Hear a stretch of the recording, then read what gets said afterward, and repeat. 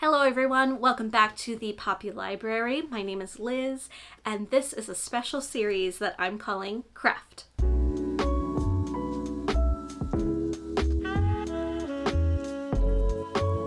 Thank you so much for joining me here on this lovely day. I'm in Austin, Texas. That is where I'm from, that is where I live, this is where I craft. And it's been a while because I've been filming and doing trial and error for this specific series, which I'm so excited to share with you.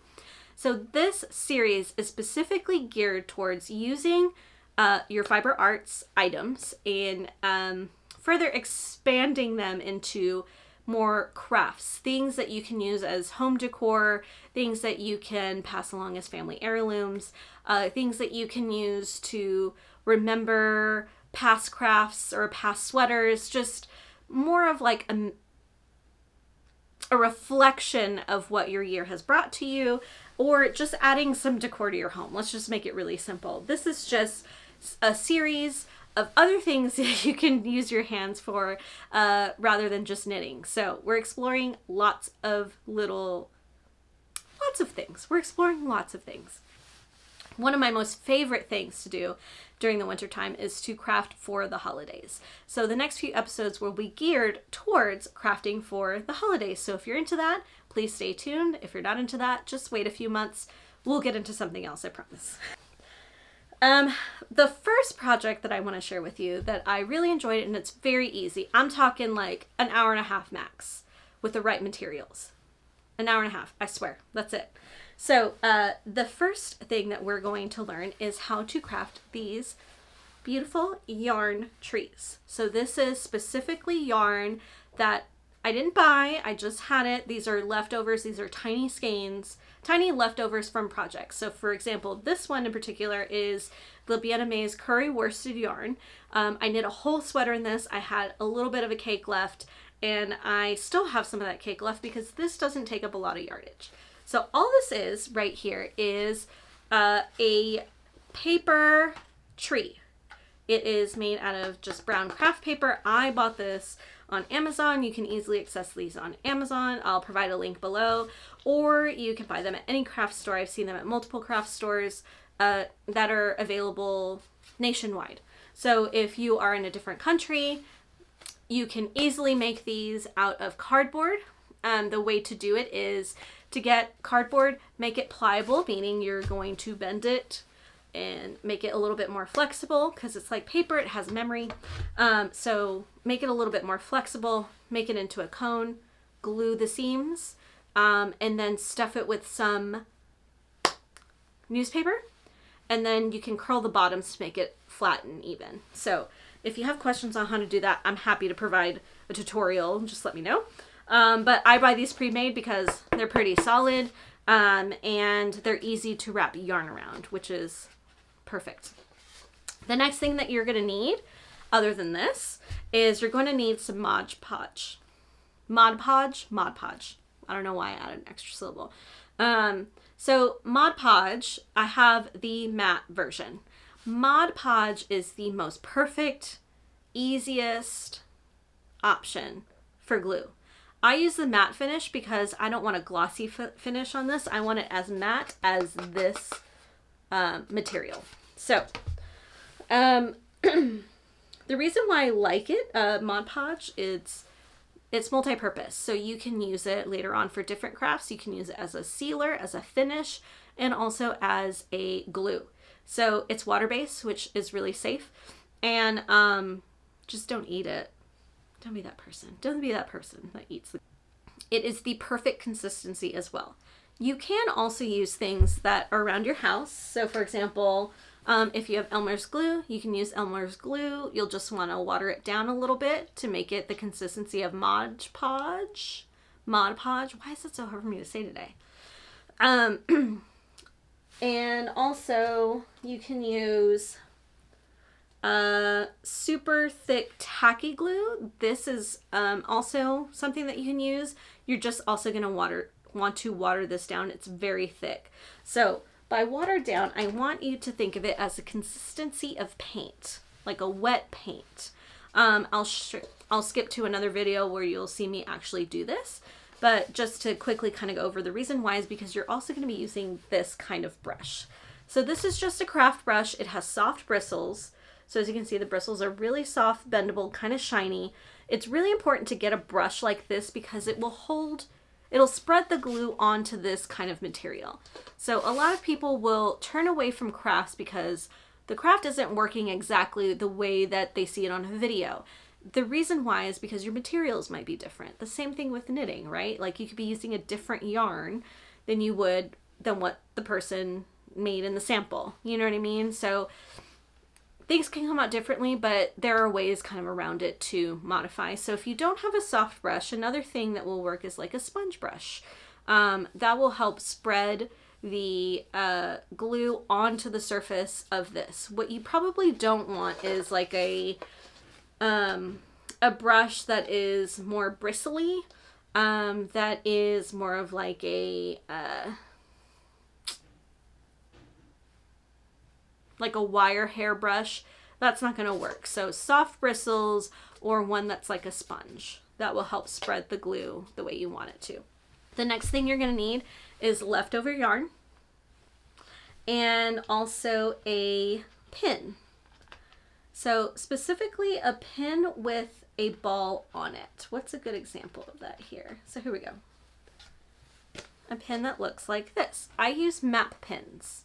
So map pins are really easy to find online. You can find them online or you can find them at Target if you need them like today.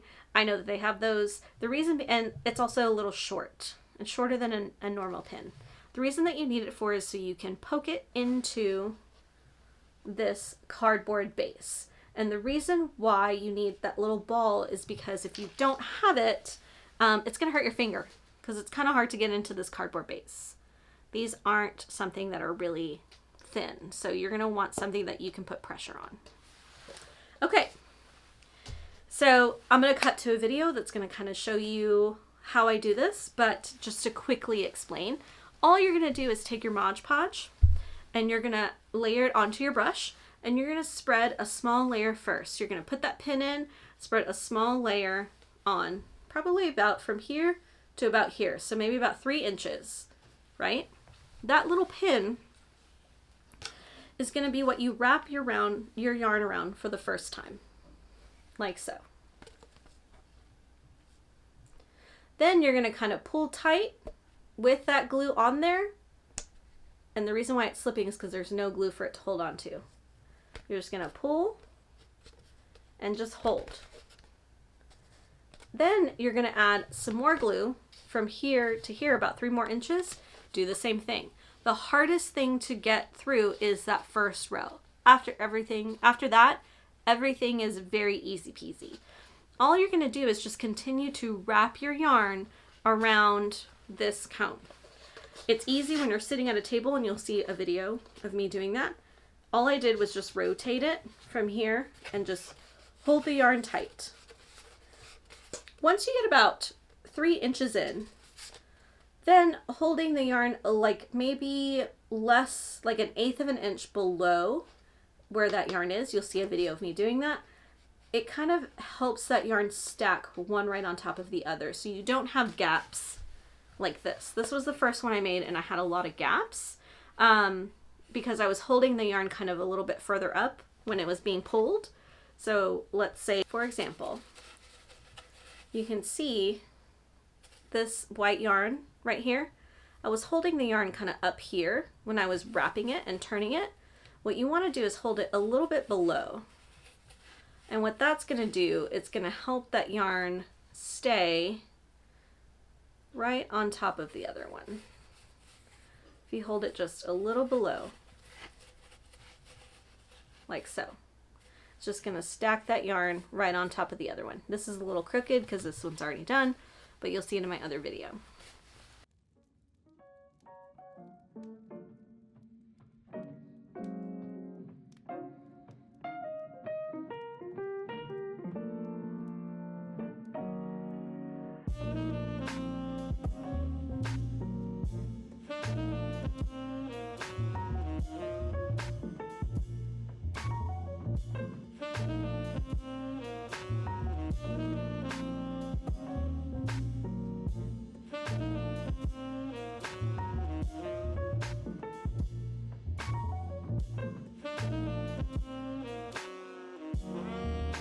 A few tips and tricks while doing this is, one, remember this is water soluble, so Mod Podge I mean, and you can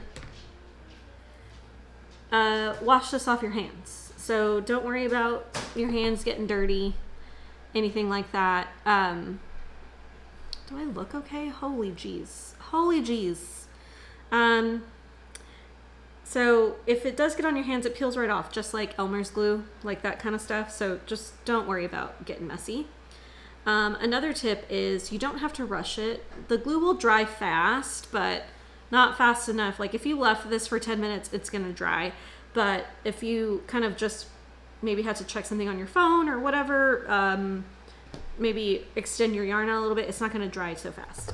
You do want it kind of sticky so that you can easily wrap this around and the yarn around it, and the yarn has something to hold on to, essentially the stickiness.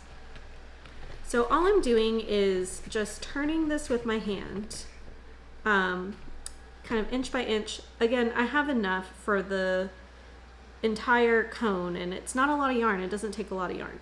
So again, all I'm doing is, you know, if you're generous, that's great. Mod Podge is normally and naturally, it's not a natural product, but it is thick, so it's not gonna run unless you put a giant amount on there. But if you're using a brush, like, it'll be fine. So the thickness of the Mod Podge really helps this yarn kind of stick to the paper cone. So all I'm doing when it comes to this is I'm holding the yarn just a little bit below, kind of like so, below the part where I'm wrapping. This allows the yarn to kind of stack up on top of each other. This one's a little loose, but that's on purpose because I do like to see the brown a little bit. If you don't like that, you might want to hold your yarn double. But all I'm doing is I'm holding a good amount of tension. You can see kind of the spring in the yarn, and I'm just twirling. And this doesn't take very long, shockingly. It's like, this cone maybe takes 30 minutes to make, and it's the smaller one. So another thing to note, if you go back down to kind of fill in a spot that feels a little empty, like I'm about to do, I would go down in the same spot. So essentially this little area right here felt a little empty. So I have a back section of the cone, and that is typically where this little pin is. So that pin is your marker of like where the back of the cone is. And if you miss a section, you can layer it back up. So you can fold a yarn over or under in that area and then wrap it around that circumference of the cone to fill in those spots. But as long as it's overlapping in the same back area, you can always hide it if that's your jam. If not, you know, you can always layer it and not tell anybody. Who cares? Again, this is just like a happy craft, so it's supposed to make you happy. It's not supposed to be super perfect. Just enjoy the process, okay? Those are my tips. Okay, so I have gotten to the top of the little tree, and I decided I'm gonna do a hot pink kind of color, or I could do this blue, which now that I'm looking at it, ooh, this blue's kind of fun. It's like a bluish purple. It's pulling up very bright on the camera. It's not that bright. I'm sorry if you hear my vacuum walking around. But blue kind of goes really good with neon green / yellow. So I think I'm going to do this instead. Now that I think about it, I'm going to do this instead. So to find the area. Okay, so I'm just going to pull from the middle of the ball and continue on. So right where the little yarn piece is, I'm going to go ahead and just glue that sucker down too. And the brush helps you kind of glue around that fiber. I mean, it helps keep that fiber down. It's hard for me to explain things while I'm crafting. Who knew that this could be super hard? So this yarn is actually thinner. It's lace weight. That's okay. So I'm going to start it maybe like a little section before that one ended. Hold it with my finger and twirl. Again, it's okay if your fingers get a little sticky. So because this is smaller, it might not be as fast as the sport weight yarn. Oh my God, the vacuum is not being nice to itself. It's like ramming itself into the wall. There we go. It's gonna be loud.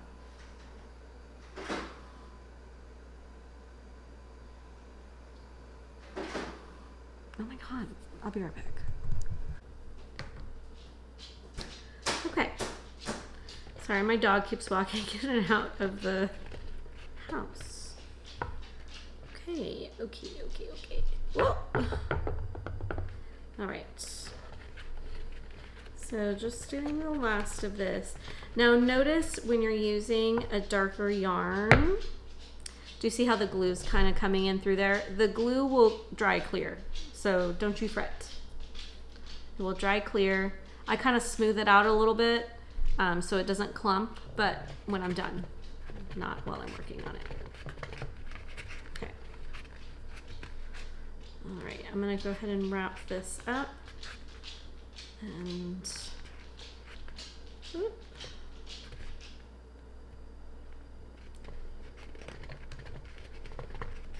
what's great about this is that when it's eye level, you can keep it pretty straight. When it's not eye level, it's kind of hard to keep the yarn straight, but that's okay.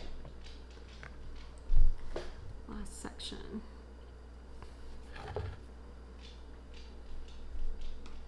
Last section. So another thing, when you get to the top, see, now I'm gonna move my hand down to the bottom to rotate the tree. As you notice, this is not a very straight tip. Right here, it kind of curves to the side a little bit. So I'm gonna use the yarn to pull it to the other side to make it straight. Here we go, last part. And here we go to the top. So now that we're at the top of this, I'm just gonna kind of move it to my lap, use the edge of the table, but I'm just kind of gently pulling a little bit more in the direction that I want it to be in. Meaning if it's crooked, pulling a little bit more the opposite way of the angle to make it a little straighter. Okay, there we go. Not everything is perfect, so just don't worry about it. Okay, so now that it's there, I don't cover the tip of that. I just kind of go down a little bit more and wrap it one final time. And I cut my yarn like so. And I get a little bit of glue at the top and I just kind of push my finger around it and then boom, it's done. So a few finished objects and that are really fun. Some yarn choices that you can think of. One, speckled yarn. So this is left over from my project with Lola Bean yarn that I got at Wool & Folk this year. And it was just beautiful. And I finished knitting what I needed to out of it, and I had a little bit of a skein left, which is about this. I still have some left over, so I can make another one if I wanted to. But this is speckled yarn, so you're able to see kind of like the pretty speckles on this tree, which is nice. I just love how it just looks magical to me. It's not far away, it's just so pretty. Another yarn choice that I had this sitting on my shelf because it's lace weight, and I hardly knit with lace weight yarn, and I didn't want to dull down the color with adding mohair or anything, or double stranded or anything, and I didn't have enough. I didn't buy enough for like to double strand it. Stupid. But this was a purchase that I made early in my knitting journey, and not thinking about what I was going to make with it or anything, and it's just been sitting on my shelf. and I've brought it down multiple times to use it for something, and I've never got engaged with it. So I used it to wrap this, and you're able to see the color change, which is really cool. So leftover color changing yarn, leftover skeins of Spin Cycle will work. I have one of those, so I can't wait to use it on my next one, which you'll probably see in the video. It's just really cool. It's really cool to see it change. I used a bigger tree. They come in multiple sizes, so this one you're able to see like a full transition of color change. Another color changing yarn that I did was my leftover of Woolens and Nosh, of some sock yarn. And again, it's 1, 2, 3, 4, 5, 6, 7, 8, 9 stripes. So it repeats. So you don't use a lot of yarn. This one's a little bit of a smaller one, but I love that you can see the color change. So that's really fun. And then my Labana May one. Yeah. And so I have a few more to make. And yeah, that's pretty much it. I really enjoyed making these trees, and they're very nice to kind of just place around the house too. You can add little fairy lights to them. You'll see one in my video that I'm going to make. And it really kind of just adds a little bit of oomph to your holiday kind of decor. And I think the thing that I love most about it is I'm using my favorite yarn that I've made crafts with, that I can remember the sweater that I made, or the socks that I made, or that yarn that I really loved and now gets to get used for something. It's really great to reuse the leftovers and use it for something that you can remember something by. That's why I love it so much. I'm so excited to see what you make with your yarn trees this year and what yarns you choose. So follow me at The Poppy Library on Instagram and share your progress using the hashtag yarntrees for this crafting season, and I can't wait to see what you make. And I hope that this is really fun for you. It's really easy. It doesn't take a lot of time, and I look forward to seeing what you guys make this year. So follow along on this little craft journey during the holidays, and until next time, we'll talk later. Bye.